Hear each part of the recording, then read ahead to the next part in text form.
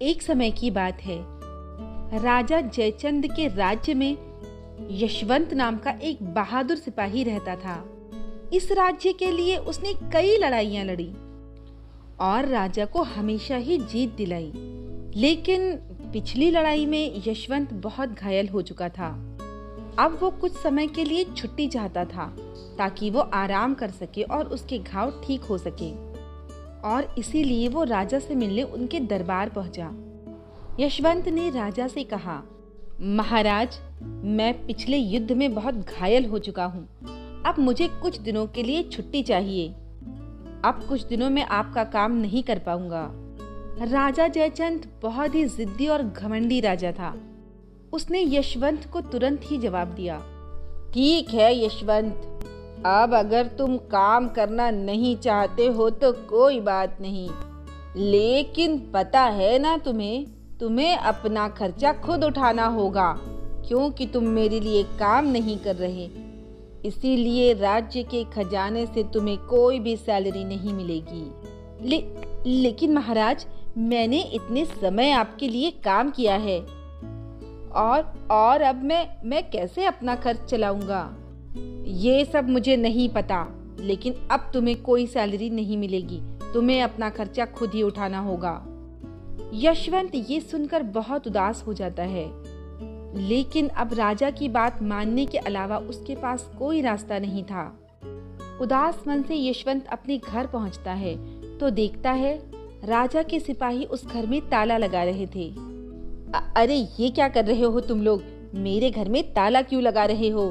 अब तुम महाराज के पास काम नहीं करते, इसीलिए ये घर भी तुम्हारा नहीं रहा। महाराज का आदेश है कि इस घर में ताला लगा दिया जाए। ऐसा कहकर सिपाही चले जाते हैं। यशवंत समझ चुका था कि राजा ने उससे वो घर भी छीन लिया है। यशवंत बहुत परेशान था। उसी परेशानी की हालत में वो जंगलों की तरफ निकल पड़ा। न जाने कितनी देर दुखी होकर यशवंत चलता रहा। फिर अचानक सामने उसे चूल्हे पर खाना पकता हुआ दिखाई दिया। वो जल्दी से चूल्हे के पास पहुंचा, लेकिन इससे पहले कि वो खाना खा पाता, चुड़ैल सामने आ गई और चुड़ैल कहने लगी, दूर रहो मेरे खाने से। यशवंत ने चुड़ैल से कहा, मुझे बहुत भूख लगी है, क्या मुझे थोड़ा खाना मिल सकता है और रहने के लिए जगह भी? अच्छा, तुम्हें खाना चाहिए और रहने के लिए जगह भी चाहिए। ठीक है, मैं तुम्हें दे सकती हूँ, लेकिन इसके बदले तुम्हें मेरा एक काम करना होगा। हाँ, बताओ क्या काम करना होगा? तो चलो मेरे साथ। चुड़ैल यशवंत को लेकर एक तहखाने के बाहर पहुँचती है और उसे उंगली दिखाते हुए कहती है, ये तहखाना देख रहे हो? मैं इसके अंदर नहीं जा सकती, तुम्हें इसके अंदर जाना है। तहखाने के अंदर तुम्हें एक मोती मिलेगा, वो मोती तुम मुझे लाकर दे देना। बस इतना ही काम करना है तुम्हें। यशवंत कहता है, ठीक है, मैं वो मोती तुम्हें लाकर दे दूंगा। यशवंत सीढ़ियों से नीचे उतरता है और तहखाने के अंदर चला जाता है। तहखाने में बहुत अंधेरा था। यशवंत चारों तरफ मोती ढूंढने लगता है। तभी उसे एक कोने पर टेबल पर रखा हुआ मोती दिखाई देता है। यशवंत उस मोती के पास जाता है और उसे उठा लेता है। कितना खूबसूरत मोती है ये। यशवंत मोती लेकर वापस आने लगता है। यशवंत देखता है कि चुड़ैल तहखाने के बाहर खड़ी है। हाँ, लाओ जल्दी से मुझे ये मोती दे दो।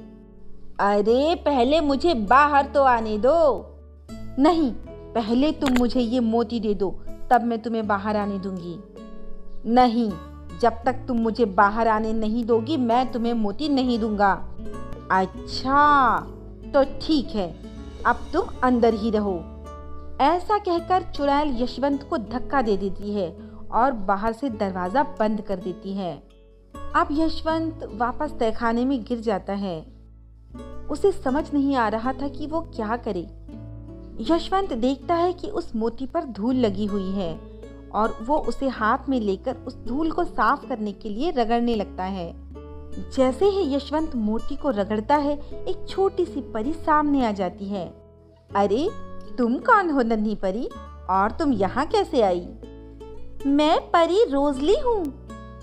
ये जो तुम्हारे हाथ में मोती है ना, मैं इस मोती के घिसने से आई हूँ। बताओ मैं तुम्हारे लिए क्या कर सकती हूँ? रोजली, अच्छा तो रोजली, क्या तुम मुझे यहाँ से बाहर निकाल सकती हो? हाँ हाँ, क्यों नहीं, जरूर। ऐसा कहकर वो नन्ही परी यशवंत को बाहर निकाल देती है। और कुछ? हाँ, मुझे बहुत सारा पैसा चाहिए।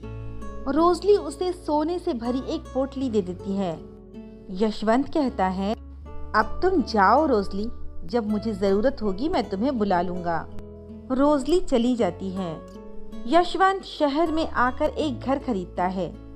रात हो चुकी थी, लेकिन यशवंत को नींद नहीं आ रही थी। यशवंत वापस से मोती रगड़ता है और रोजली को बुलाता है। बताओ यशवंत, मैं क्या कर सकती हूँ तुम्हारे लिए? रोजली, राजकुमारी मेरी दोस्त है, क्या तुम उससे मुझसे मिला सकती हो? ठीक है यशवंत। नन्ही परी उड़ती हुई राजकुमारी के कमरे में पहुंच जाती है और राजकुमारी को सारी बातें बता देती है। पिताजी ने ये ठीक नहीं किया। हाँ, मैं तुम्हारे साथ जरूर चलूंगी, लेकिन अगर किसी ने देख लिया तो? राजकुमारी, आपको और मुझे कोई नहीं देखेगा। मेरी जादू की वजह से आप अदृश्य होकर चलेंगी। परी राजकुमारी को अदृश्य करके उड़ा के ले जा लेती है। यशवंत राजकुमारी को देखकर बहुत खुश होता है। ओह राजकुमारी, तुम कितने दिनों बाद मुझे मिली। हाँ, मैंने भी तुम्हें बहुत मिस किया। पिताजी को समझाना होगा, उन्होंने तुम्हारे साथ बहुत गलत किया। पर वो नहीं समझेंगे। मेरे पास एक प्लान है। वो तीनों आपस में बातें करके एक प्लान बनाते हैं। परी रोजली यशवंत और राजकुमारी को लेकर राजा के दरबार पहुंचती है। महाराज यशवंत के साथ राजकुमारी को देखकर बहुत गुस्सा होते हैं। राजकुमारी उन्हें समझाने की बहुत कोशिश करती है, लेकिन राजा उसकी एक नहीं सुनते।